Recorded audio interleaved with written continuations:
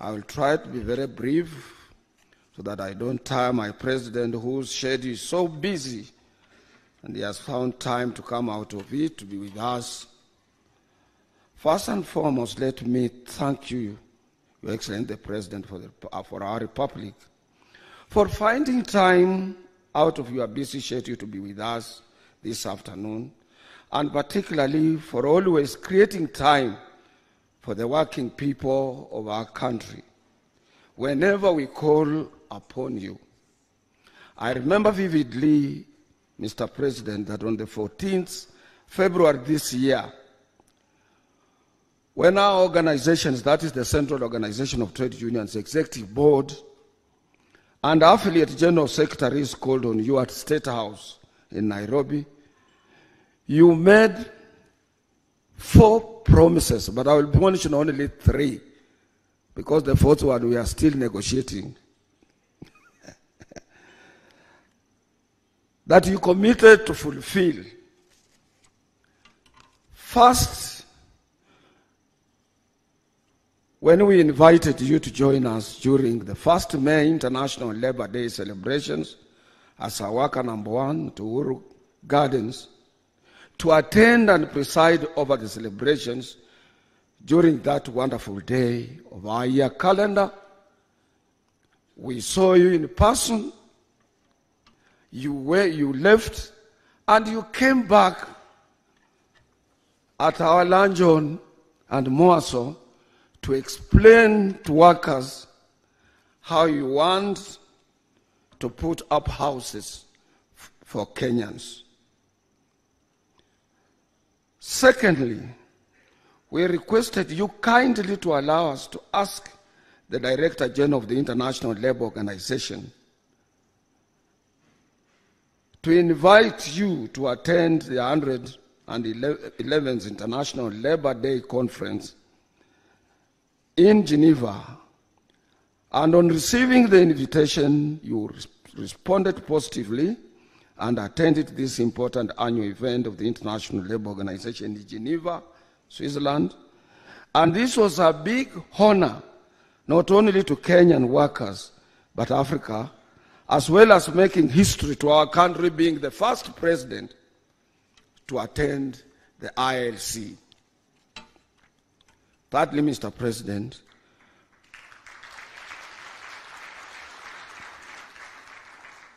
was our request for you to come and grace today's International Trade Union Confederation African Region Congress, 5th Congress. You also agreed and kept your word, and here you are, Your Excellency. What else do I say? We thank you for keeping your word, Your Excellency. We are aware, we have been in public life, Your Excellency. Very few political leaders who are committed to the ideals of keeping up their words, and you are one of them who keep their, whatever you say, you make sure you are up to it.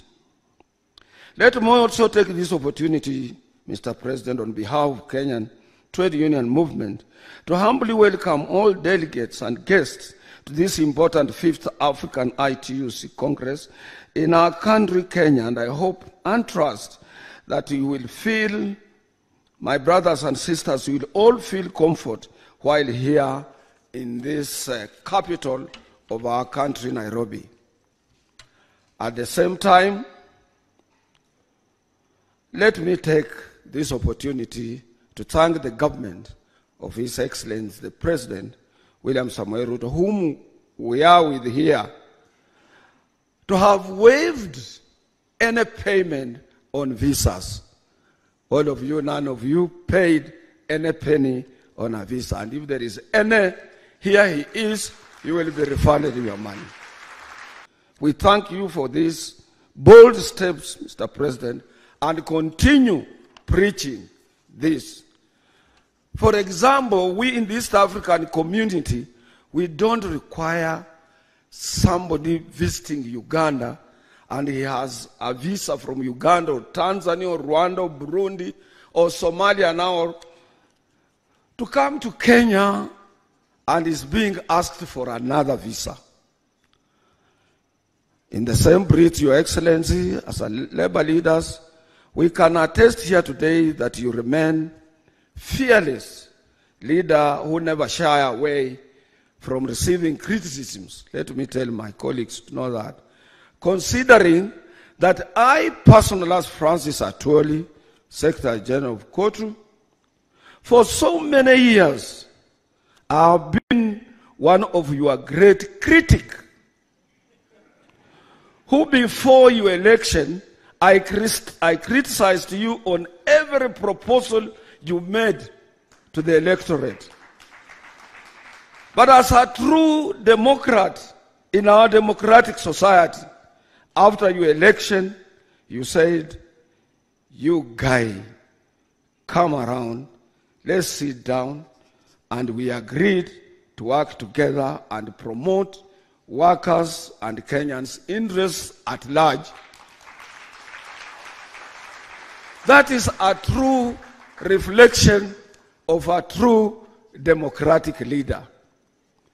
When my colleagues all over the world, they were worried that, oh, maybe this will have to be what happens maybe elsewhere, you changed the narrative, it became positive, and you moved closer to us more than any other organization. And we thank you for that. And I think that is a very good example for the young generation and those who aspire to be leaders for the purposes of creating a united nation, a nation that cares about other leaders and respects the views of them or whatever time from those who are opposed to them. You have also continued, not only that you didn't stop there, you have also continued to engage workers always have given us audience, to which we remain grateful as we equally continue championing for the aspirations of working men and women in our country. Most of people say, why is no court talking about the cost of living? Why court is not talking about issues related to taxation and so on? Why court is quiet when people are doing this? But I can assure you, and here the president is. I have time and again engaged the president. He has given us his side of his story, and we have given him our side of story, and we have given ourselves time bound that we expect things to change. I remember when I took over our organization, there were a lot of problems. That is the Central Organization of Trade Unions. It could not afford a ticket even of one guest or a delegate or whatever. But I can assure you, President, that our organization is one of the powerful organizations on the continent of Africa. And as you see us here, for my brothers and my sisters, we have hosted them as Central Organization of Trade Unions. And this is it shows maturity and more committed leadership to an organization that is able to host brothers and sisters in magnitude numbers as those that you can witness here. This is what also some of our colleagues stand for, like Nigerian Labour Congress, Ghana TUC, and so many other trade unions on the continent do. It's not only KOTU, but we also emulate our brothers from elsewhere, including Senegal, where Brother Mudi Giro comes from. Your Excellency, you extended us this honor by appointing me recently as a member of the Health Insurance Authority to be part of the teams that is spearheading social health reforms in our country.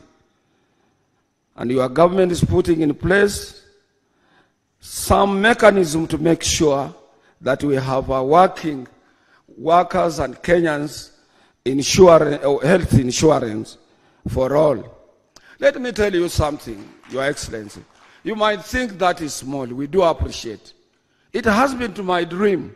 And I want to tell those, I wish those who are in my age bracket, and say from 40 years or 35 years now, up to where I am, if you close that door there, and you ask your police officers to carry out inspection in our pockets and in our handbags and extend it to our rooms or our cars. You will be required to have cartons and cartons to fill the tablets of the medicines, capsules, and what type of medicines that these people work with. Brothers and sisters, Kotu Kenya is honored to host the 5th Congress of the International Trade Union Confederation, Africa, under the theme, Amuka Africa. I want to thank ITC. Amuka Africa. Amuka Africa. To have translated that awake into our national official language of Kiswahili, that let Africa wake up. And that has been your policy, Mr. President. Wherever you have gone, you have highly talked about Amuka Africa, on global financing, on global unity, on global participation in international fora, and in everything that you thought Africa should take a center stage. You have always talked without fear of contradiction, and we support you for that. However, as I have always said, Africa is awake, and as workers, we must always unite, for we have nothing to lose but our chains. In the pursuit of a brighter future for our workers, we must acknowledge the pressing need to build skills across the African continent, because our workforce deserves the opportunity to thrive in an era of rapid change. We can do so if we are working closely with governments. I want to thank governments, not only our government here. When we were in our meeting in Geneva, that is the governing body where I represent workers in this region. Both employers, workers, and governments must move towards one line. And the three are anchored at the International Labour Organization like this. That is why, after our elections and our party lost to his party, to the party of the president, I told my colleagues, I go back to where I belong. Because where I belong is in social tripartism, social dialogue, and an area of collective bargaining. I want to thank our employers. They have talked a lot about cost of living. But I want also, it's unfortunate that when I asked my handlers whether Jacqueline would be coming, there was no that confirmation and so on. Jacqueline would have been able to tell us, because he has been talking about cost of living and so on, which is very good. The employers have someone that they can pass to the expenses of doing businesses. This somebody is a consumer who is a worker. Workers, we have nobody that we can pass to. And that is why we need to come together with the employers as they talk about the cost of living at their own initiative. First of all, say, this is the percentage we are declaring to our suffering workers in this era of high cost of living. We will appreciate, we will thank them, and we will love them. Now, as the world is gearing up towards the COP28 that will be taking place in Dubai, I call upon all of us not to forget the clarion call for just transition that ensures that as we move towards a sustainable future, the rights and well-being of workers are safeguarded. But I have also told my colleagues that just transition does not only mean our areas of comfort being safeguarded by this clarion call. It also means that we are transiting from the current situation of agitation to next level. We cannot continue, remain in the agitation which has been our background for years.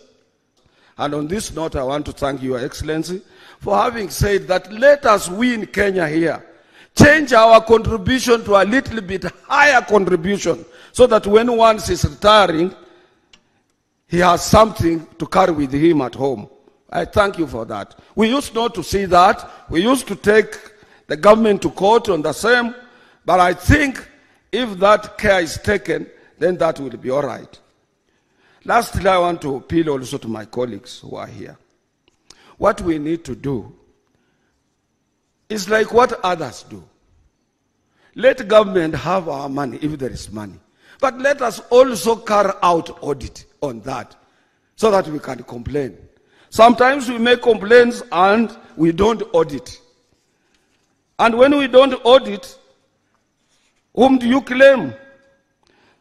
Brothers and sisters, let me, as I wind up, remind us that in this age of rapid digitization, unions must evolve and fight to remain relevant by inventing new approaches towards membership drive that is so sophisticated and organized for our member sustainability. I want to declare to our brothers here in Kenya and those who are from elsewhere in Africa that I've had a short meeting with the Director General of the International Labour Organization. One of the flags I raised was towards this issue of digitization and digital economy and so on. We need, as leaders, to go to the drawing board and understand it well, and we require a lot of support from the International Labour Organization. I'm happy that the Director General has itemized it as an item of agenda to be seriously discussed at the International Labour Conference. Brothers and sisters, let me end by reminding us that our struggles and triumphs are interconnected across borders. As such, solidarity is our strength, and by uniting with workers worldwide, we amplify our collective voice for justice and fairness. This Congress, therefore, is a pivotal moment for us to reflect on our shared aspirations and renew our total commitment to the cause of workers. We have nothing to lose, but freeing ourselves, and together we shall forge our path towards a more equitable and prosperous future of workers across our continent. Finally, Your Excellency, let me take this opportunity to humbly thank the team behind the success of this Congress. As issues related to security and what have you, Your Excellency, you delivered a very senior Chief of Staff from your office, Joshua Nanok, to be with us. The Minister of Labour gave us Sister Helena Pio, and Dr. William Kiprono from the Minister of Labour, Dr. Emo Mwanga from Kenya Revenue Authority, and our guests have not complained on any issue of paying taxes on whatever they were carrying. And also Sister Susan Wanjira from Kenya Airports Authority, Brother Kimanzi Mutuk from Directorate of Immigration, to make sure that nobody is harassed at the airport or something like that. And also the Nairobi Regional Commissioner's Office and the officer in charge of police. So our brothers and sisters from outside who are here, they are safe because of the officers you gave us. Lastly, I want to thank my own deputy because they are organizing this workshop when I'm in the GB in Geneva. Brother Benson Okwaro, the chairman of the function, Brother Albert Njeru, together with the colleagues, Reverend Joel Kandie Chebi, Brother Ernest Nadome, as well as Sisters Rebecca Nyatagora, Sister Rosso Mamu, and the entire COTU staff. And I want you to continue doing that good job until we will see our brothers and sisters off. And the medical center must be around, Brother Barasa. We must make sure that whoever becomes sick is attended to immediately. I want to thank you, and I want to thank you, President, once again for finding time to be with us.